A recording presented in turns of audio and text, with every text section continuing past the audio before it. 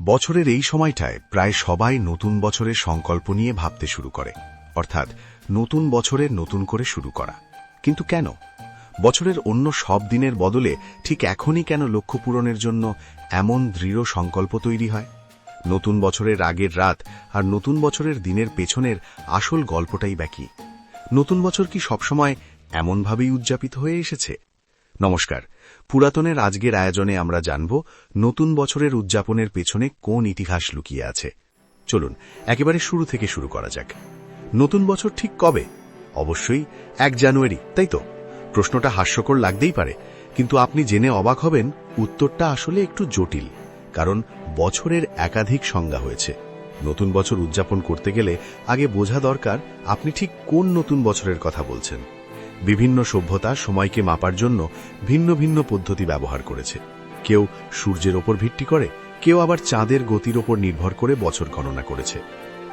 পৃথিবীতে নতুন বছরের প্রথম দিন উদযাপন করার রীতি হাজার হাজার বছর ধরে চলে আসছে। নতুন কিছু শুরু কে না ভালোবাসে? তবে 1 জানুয়ারিকে নতুন বছরের দিন হিসাবে উদযাপন করা তুলনামূলকভাবে সাম্প্রতিক একটি ধারণা। আসলে ইতিহাসে নতুন বছরের সূচনা চিহ্নিত করার জন্য বহু ভিন্ন দিন বেছে নেওয়া হয়েছে। নতুন বছর উদযাপনের প্রথম লিখিত প্রমাণ পাওয়া যায় প্রায় 4000 বছর আগে, খ্রিস্টপূর্ব 2000 সালের দিকে মেসোপটেমিয়ায়। তারা মার্চের 20 তারিখের আশেপাশের বসন্ত বিষুবকে নতুন বছরের সূচনা হিসাবে বেছে নিয়েছিল। এরপরে আমরা প্রাচীন মিশরীয়, পারসিক ও ফিনিশীয় সভ্যতার কথাও পাই, যারা শরৎ বিষুব অর্থাৎ প্রায় সেপ্টেম্বর 20 তারিখ নতুন বছরের শুরু হিসাবে মানত। এরপর প্রাচীন গ্রিকরা ডিসেম্বর 20 তারিখের কাছাকাছি শীত অয়নান্তকে নতুন বছরের সূচনা ধরে নেয়। এরপর এলো রোমানরা। সম্রাট জুলিয়াস সিজার এই বিভ্রান্তির অবসান ঘটাতে সৌর বছরের ওপর ভিত্তি করে একটি মানক ক্যালেন্ডার তৈরি করার সিদ্ধান্ত নেন। খ্রিস্টপূর্ব 46 সালে বৈজ্ঞানিক বিশেষজ্ঞদের সঙ্গে পরামর্শ করে তিনি জুলিয়ান ক্যালেন্ডার প্রবর্তন করেন। এই ক্যালেন্ডারে 1 জানুয়ারিকে নতুন বছরের আনুষ্ঠানিক প্রথম দিন হিসাবে স্থির করা হয়। এই সময়টাতেই পৃথিবী সূর্যের সবচেয়ে কাছাকাছি অবস্থানে থাকে। পাশাপাশি এটি জানুয়ারি মাসের নামকরণকারী দেবতা জানুসের সম্মানেও নির্ধারিত হয়। জানুসের 2টি মুখ, একটি অতীতের দিকে তাকানো আর একটি ভবিষ্যতের দিকে, যা নতুন বছরের ভাবনার সঙ্গে গভীরভাবে যুক্ত। তবে এখানেই শেষ নয়। 1582 সালে পোপ গ্রেগরি ত্রয়োদশ জুলিয়ান ক্যালেন্ডারে কিছু পরিবর্তন এনে গ্রেগরিয়ান ক্যালেন্ডার তৈরি করেন, যা আজ বিশ্বের অধিকাংশ দেশে ব্যবহৃত হয়। এবার চলুন কিছু প্রাচীনতম নতুন বছর উদযাপনের দিকে নজর দেওয়া যাক। ব্যাবিলনিয়া আকিতু। বসন্ত বিষুবের পর প্রথম নতুন চাঁদের সঙ্গে সঙ্গে মার্চের শেষ দিকে প্রাচীন মেসোপটেমিয়ার ব্যাবিলনীয়রা আকিতু নামে বহুদিন ব্যাপী এক উৎসব উদযাপন করত। এই উৎসবের সূচনা খ্রিস্টপূর্ব 2000 সালেরও আগে, এবং এটি ধর্ম ও পুরাণের সঙ্গে ঘনিষ্ঠভাবে যুক্ত ছিল। আকিতু উৎসবে দেবতাদের মূর্তি শহরের রাস্তায় বের করা হতো এবং বিশৃঙ্খলার শক্তির ওপর বিজয়ের প্রতীক হিসাবে নানা আচার অনুষ্ঠান পালন করা হতো। এই আচারগুলোর মাধ্যমে ব্যাবিলনীয়রা বিশ্বাস করত যে ঈশ্বর নতুন বছর ও বসন্তের আগমনের আগে পৃথিবীকে প্রতীকীভাবে শুদ্ধ ও পুনর্নির্মাণ করছেন। আকিতুর একটি বিস্ময়কর দিক ছিল ব্যাবিলনীয় রাজার ওপর আরোপিত এক ধরনের অপমানজনক আচার। এই প্রথায় রাজাকে দেবতা মারদুকের সামনে আনা হতো, তার রাজমুকুট খুলে নেওয়া হতো এবং তাকে শপথ করানো হতো যে তিনি সম্মানের সঙ্গে নগর শাসন করেছেন।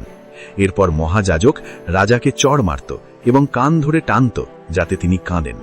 রাজা কাঁদলে তা বোঝানো হতো যে মারদুক সন্তুষ্ট হয়েছেন এবং প্রতীকীভাবে রাজার শাসনকাল আরও বাড়িয়েছেন। এই রাজনৈতিক উপাদানগুলো ইঙ্গিত দেয় যে আকিতু উৎসবকে রাজতন্ত্র মানুষের ওপর রাজার ঐশ্বরিক ক্ষমতা প্রতিষ্ঠার হাতিয়ার হিসাবেই ব্যবহার করত। প্রাচীন রোমে জানুসের উৎসব। রোমানদের নতুন বছরও প্রথমে বসন্ত বিষুবের সঙ্গেই মিলত, কিন্তু সৌর ক্যালেন্ডারের নানা পরিবর্তনের ফলে শেষ পর্যন্ত এটি পরিচিত জানুয়ারির 1 তারিখে স্থির হয়। জানুয়ারি মাসটি রোমানদের কাছে বিশেষ তাৎপর্যপূর্ণ ছিল। রোমানরা 1 জানুয়ারিতে জানুসের উদ্দেশ্যে শুভকামনার জন্য উপহার দিত। এই দিনটিকে পরবর্তী 12 মাসের প্রস্তুতি হিসাবে ধরা হতো। বন্ধু ও প্রতিবেশীর সঙ্গে শুভেচ্ছা বিনিময় করা এবং ডুমুর ও মধু উপহার দেওয়ার রীতি ছিল। কবি ওভিডের মতে অনেক রোমান নতুন বছরের দিনে অন্তত কিছুটা কাজ করত, কারণ অলসতাকে সারা বছরের জন্য অশুভ লক্ষণ বলে মনে করা হতো। প্রাচীন মিশরের নতুন বছর। মিশরীয় সংস্কৃতি নীল নদকে কেন্দ্র করেই গড়ে উঠেছিল। আর তাদের নতুন বছর নীল নদের বার্ষিক প্লাবনের সঙ্গে মিলত। রোমান লেখক সেন্সুরিনাসের মতে মিশরীয় নতুন বছরের পূর্বাভাস পাওয়া যেত তখনই যখন রাতের আকাশের সবচেয়ে উজ্জ্বল তারা সিরিয়াস 70 দিন পর প্রথমবারের মতো দেখা দিত। এই ঘটনাকে হেলিয়াকাল রাইজিং বলা হয়, যা সাধারণত জুলাইয়ের মাঝামাঝি হতো, নীল নদের প্লাবনের ঠিক আগে। এই প্লাবন পরবর্তী বছরের জন্য জমিকে উর্বর করে তুলত।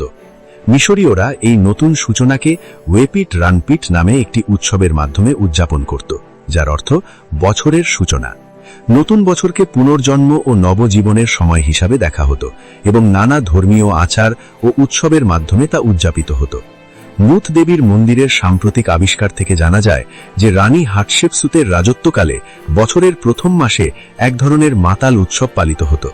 এই বিশাল ভোজ উৎসব যুদ্ধের দেবী সেখমেতের পুরাণের সঙ্গে যুক্ত ছিল। কথিত আছে সেখমেত মানবজাতিকে ধ্বংস করতে চেয়েছিলেন, কিন্তু সূর্যদেব নিজে অচেতন হয়ে পড়া পর্যন্ত মদ্যপান করেন। মানবজাতির রক্ষার স্মৃতিতে মিশরীয়রা গান, উল্লাস, উচ্ছৃঙ্খল আনন্দ এবং সর্বোপরি প্রচুর পরিমাণে বিয়ার দিয়ে উৎসব করত।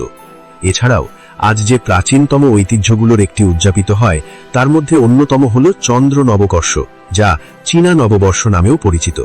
ধারণা করা হয় এর সূচনা হয়েছিল 3000 বছরেরও বেশি আগে শ্যাং রাজবংশের সময়। শুরুতে এটি বসন্তের চাষাবাদের নতুন মৌসুমকে স্বাগত জানানোর উৎসব ছিল, কিন্তু পরে নানা কিংবদন্তি ও পুরাণে ঘেরা হয়ে যায়।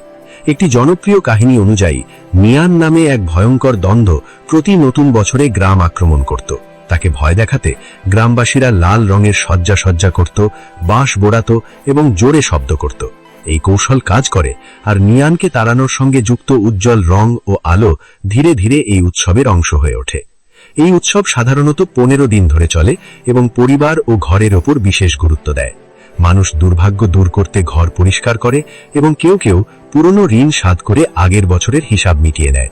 নতুন বছর ভালোভাবে শুরু করার জন্য তারা দরজায় কাগজের অলঙ্করণ টাঙায় এবং আত্মীয় স্বজনের সঙ্গে ভোজে মিলিত হয়। চীনেরা, যারা 10ম শতকে গান পাউডার আবিষ্কার করেছিল, তারাই প্রথম নতুন বছরে আতশবাজি ফাটানো শুরু করে। এবার আসি নওরোজ উদযাপনের কথায়। আজও ইরান, মধ্যপ্রাচ্য ও এশিয়ার বিভিন্ন অংশে উদযাপিত হলেও নওরোজ বা নতুন দিন এর শিকড় প্রাচীন ইতিহাসে প্রথিত রয়েছে। এই 13 দিনব্যাপী বসন্ত উৎসবটি, যা পারসিক নববর্ষ নামেও পরিচিত, মার্চ বিষুবের সময় অনুষ্ঠিত হয়। ধারণা করা হয় এটি জরথুস্ত্র ধর্মের অংশ হিসাবে বর্তমান ইরানে উদ্ভূত হয়েছিল। যদিও নওরোজের আনুষ্ঠানিক নথি 2য় শতকের আগে পাওয়া যায় না, অধিকাংশ ইতিহাসবিদ মনে করেন এই উৎসব অন্তত খ্রিস্টপূর্ব 6ষ্ঠ এবং আচামেনিড রাজত্বকাল পর্যন্ত প্রচলিত ছিল। 333 খ্রিস্টপূর্বে আলেকজান্ডার দ্য গ্রেট ইরান জয় করার পরও নওরোজ পপুলার ছিল। রাজারা এই উৎসব উপলক্ষে জাঁকজমকপূর্ণ ভোজসভা দিতেন, উপহার বিতরণ করতেন এবং প্রজাদের সঙ্গে সাক্ষাৎ করতেন। 10ম শতকের দিকে একটি অনন্য প্রথা চালু হয়, যেখানে নওরোজের রাজা নির্বাচন করা হতো। একজন সাধারণ মানুষ কয়েকদিনের জন্য রাজা সেজে থাকত এবং উৎসবের শেষের দিকে তাকে সিংহাসনচ্যুত করা হতো। এইভাবেই ধীরে ধীরে বিভিন্ন দেশে নতুন বছর উদযাপন আজকের সেলিব্রেশনে রূপান্তরিত হয়েছে। নতুন বছর উদযাপন করার এই ইতিহাস আপনার কি জানা ছিল? নতুন বছরের প্রাচীন ইতিহাস সম্পর্কে আপনার কি মনে হয়? নিচের কমেন্ট সেকশনে মতামত জানান। ভিডিওটি থেকে যদি আপনি নতুন কিছু জানতে পারেন তাহলে লাইক ও সাবস্ক্রাইব করে আমাদের সঙ্গে যুক্ত থাকুন। নতুন বছর আপনার জীবনে বহু সাফল্য নিয়ে আসুক, এই শুভেচ্ছা। Happy new year.